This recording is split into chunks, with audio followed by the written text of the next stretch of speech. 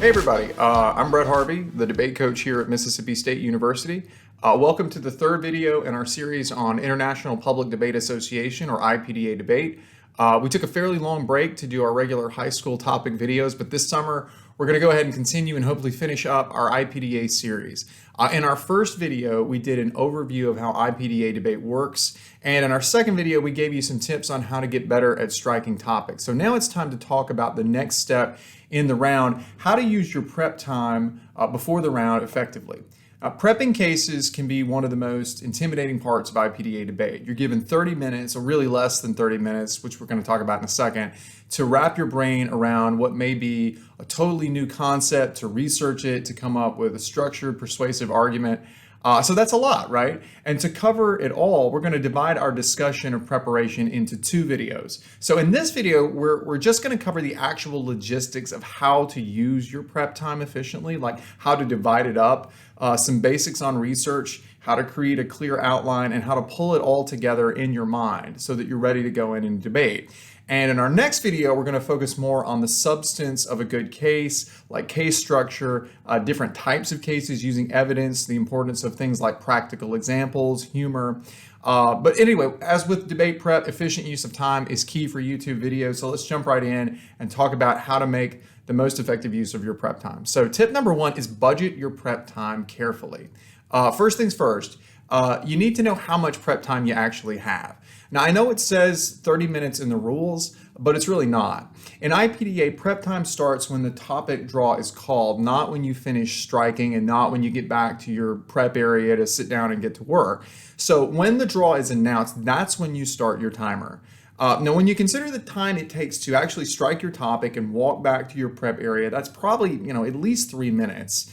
Then at the end of prep time, in other words, when the timer hits like 30 minutes exactly, you're expected to be present in the room where you're debating, not on your way, but actually there. That means you have to subtract another, 3 or 4 minutes of walking to the round minimum. So in reality, you probably have something more like 23 or 24 minutes of uninterrupted prep time. And even that's being a little optimistic if you're at a tournament that's like spread out over a large campus.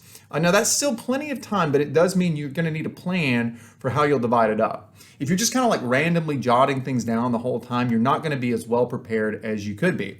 So how should you divide your time up? Well, everybody's different, and you certainly can try different approaches and see what works best for you. But personally, I would suggest something like a 10-10-4 approach, by which I mean about 10 minutes to research and create sort of a loose outline of ideas. In other words, a preliminary outline of your arguments and your evidence, right? About 10 minutes to pull those ideas together into a clear outline to use in the round, right? And to fill in the gaps on that, right? And then about 4 minutes to review, revise, and make sure everything is clear before you actually head into the round. Now, of course, these are just like general guidelines. It doesn't mean that like once you've researched for 10 minutes, for example, you have to stop Googling entirely. It just means that you need to be mindful of moving from research to outlining to final preparation on a sort of fairly predictable schedule. So for our next 3 tips, let's take a look at what each of those 3 phases means for your preparation. So tip number 2, start by researching broadly. When you first sit down to start prepping your case, odds are you're not going to know a whole lot about the topic. Or even if you do, it wasn't like right at the front of your mind and you're going to need a refresher. So the obvious first step with your prep time is to research and read before you actually start writing the final case outline. So what can you do to become an expert on something in like 20 minutes? Well, it's not easy, right? But here are a few ideas. First, I know most people just want to dive in and start immediately looking for arguments and statistics and quotes that favor their side. But before you do that, it's often worth taking just a couple of minutes to read for general information as opposed to like side-specific evidence, and make sure you're not missing the big picture or some really key issue. Let me give you one example, okay? So at a tournament last year, some of our debaters drew the topic, Pokemon is the greatest media franchise of all time. Now they were on the negative. So they were ready to dive in and start criticizing Pokemon TV, games, and movies, saying, that they really weren't that substantively great, right? Pointing out that like other kids shows were better. But when they took a few minutes to just Google the topic and skim the first few articles that came up, they found this. So as you can see, this is an article about how Pokemon is the most valuable media franchise in the world. This is probably where the topic writers got the idea for this resolution. Now, if our negative debaters had just charged off and started frantically writing down arguments about like the quality of Pokemon shows and games and things like that, they might have missed this piece, which was likely going to be, and in fact was, the core of the affirmative's argument, that Pokemon is the greatest because media franchises, that's the term the resolution uses, exist to make money, right? And it had made the most money. But because the debaters took some time to survey the basic lay of the land first, they were in a better position to structure their case to anticipate this argument and work around it. And you can win a lot of IPDA rounds just by being the side that spots some key detail or issue in the Google search, rather than just rushing headlong and researching the obvious arguments for your side. Second point about research, since efficiency is key, don't ignore pre-made arguments. What I mean is that for like a fair number of resolutions, literally just Googling the topic area and the word arguments can net you a pretty solid pre-written set of points, right? So for example, if you get a topic about Medicare for all and you Google arguments Medicare for all, this is what you get. Now, this is a pretty solid place to start, right? Now, you might say, well, of course it is, because Medicare for All is widely discussed. It has a ton of literature on the subject. But this often works pretty well for like even less policy-oriented topics. For example, the Phoenix Suns will win the NBA championship.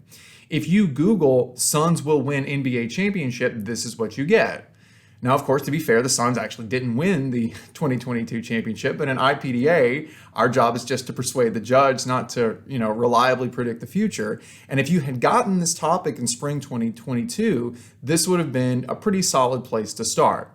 Now, a couple of quick reminders or caveats, I guess. First, this obviously isn't going to work on every topic, particularly if they're like really esoteric or really specific, right? And second, you don't want a case that's too generic or too predictable. So I certainly wouldn't just write down these exact arguments that you get and nothing else. I'd use them as a starting point and then add some of your own or modify them. But when you're pressed for time, which you pretty much always are in IPDA, finding someone who's done a lot of the work for you in advance can free up time for you to be more creative with your own research and your own outlining.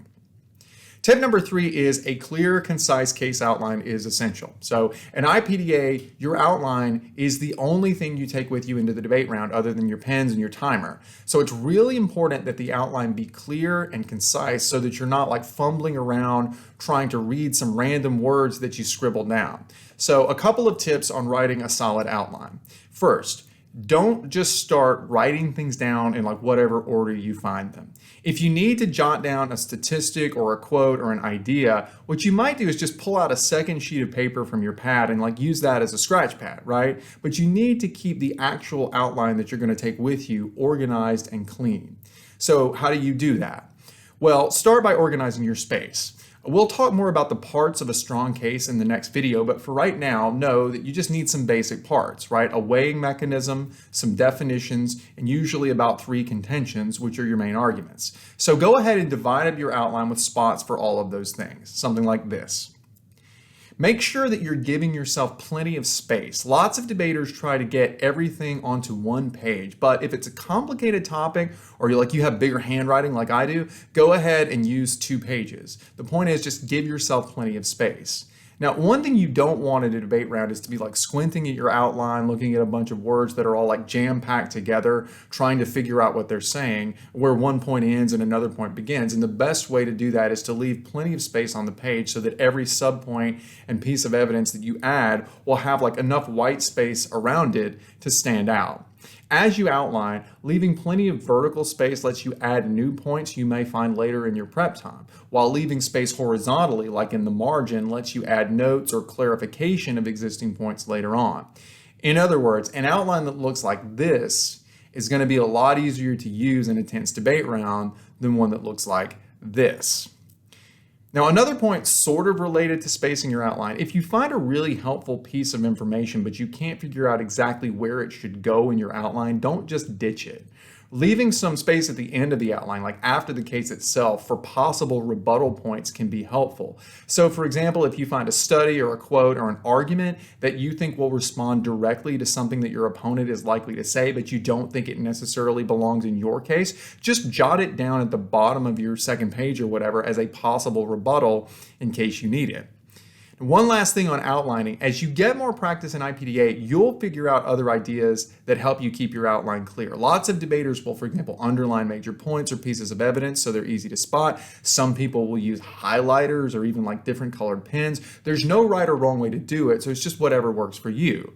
But however you come at it, organization is important.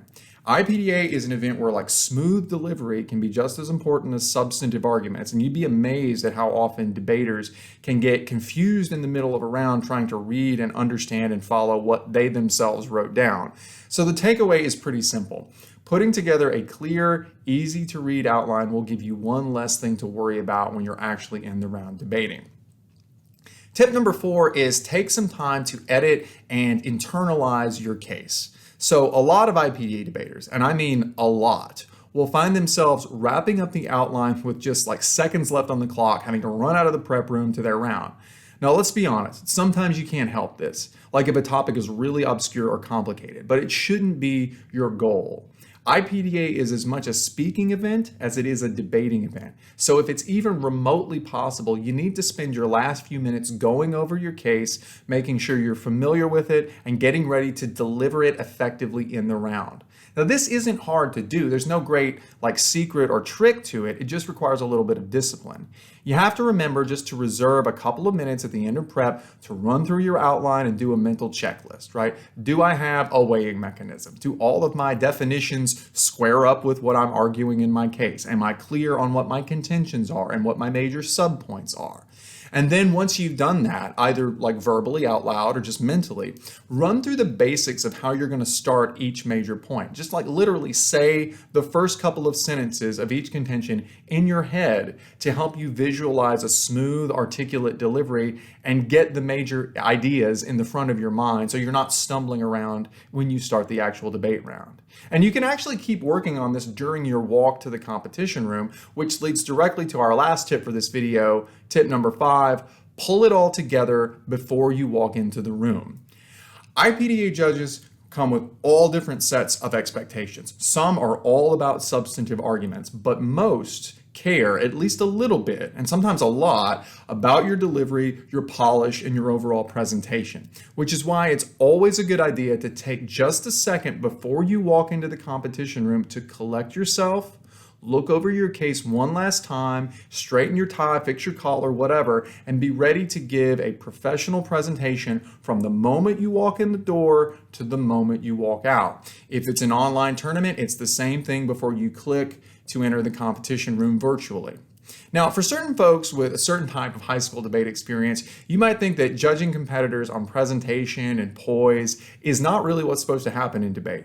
But you signed up to do IPDA debate, which means you signed up to be judged by people with widely varying experience levels and preferences. And presentation is a big part of the game you decided to play. So with the last few seconds of your prep time, as you walk into the round, pull yourself together, get focused, and get ready to give a great presentation from door to door, walking in to walking out. And that's it. Those are just a few basic tips for using prep time effectively. Like we said, our next video is going to focus on some substantive tips for creating a strong case outline during that prep time. Until then, just remember, as we always say on this channel, debate is for everybody, so work hard, have fun, and hail state.